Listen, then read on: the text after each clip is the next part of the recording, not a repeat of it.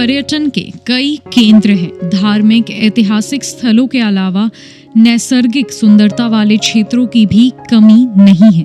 वहां आने और ठहरने के लिए पर्यटकों को बेहतर सुविधाएं उपलब्ध कराने की जरूरत है।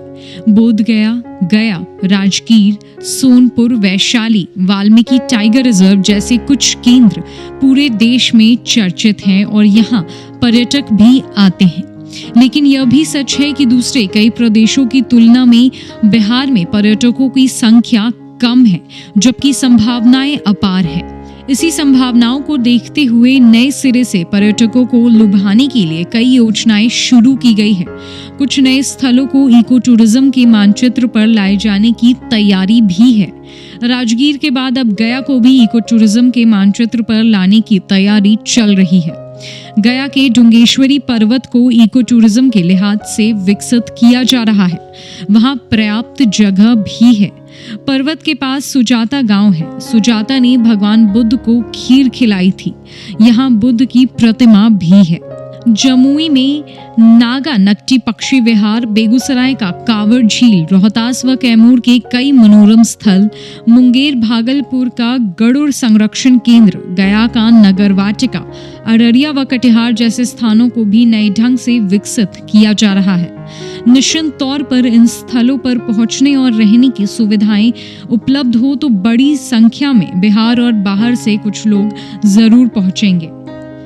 दरअसल कोई व्यक्ति जब पर्यटन के लिए निकलता है तो वो चाहता है कि उसे बस सुविधाजनक माहौल मिले, समस्याओं का सामना नहीं करना पड़े, अच्छी यात्रा हो, रहने की व्यवस्था बेहतर हो, डर भय ना हो। ऐसा माहौल बनाया जाए तो बिहार के तमाम पर्यटन स्थल आकर्षण का केंद्र जरूर बनेंगे। चंपारण के वन्य क्षेत्र के निकट वाले गांवों में लोगों के लिए होम स्टे की व्यवस्था की जा रही है।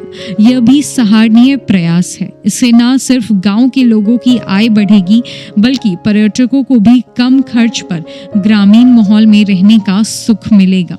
देश के तमाम पर्वतीय राज्यों में ऐसी सुविधाएं उपलब्ध हैं। होम स्टे लोकप्रिय हो रहा है। महंगे होटल की जगह लोग प्राकृतिक माहौल में होम स्टे में रहना पसंद करने लगे हैं।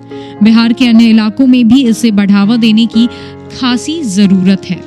इसी क्रम में बिहार के दरभंगा जिले में हवाई सेवा शुरू की गई है। वहां एयरपोर्ट भी बनाए गए हैं, जहां से हवाई सेवा का परिचालन शुरू कर दिया गया है। इसके साथ ही भागलपुर में भी हवाई सेवा की पहल की जा रही है। इस पहल के बाद पर्यटकों को और अवसर मिलेंगे और सुविधा मिलेगी बिहार में आने के लिए, बिहार घूमने के लिए।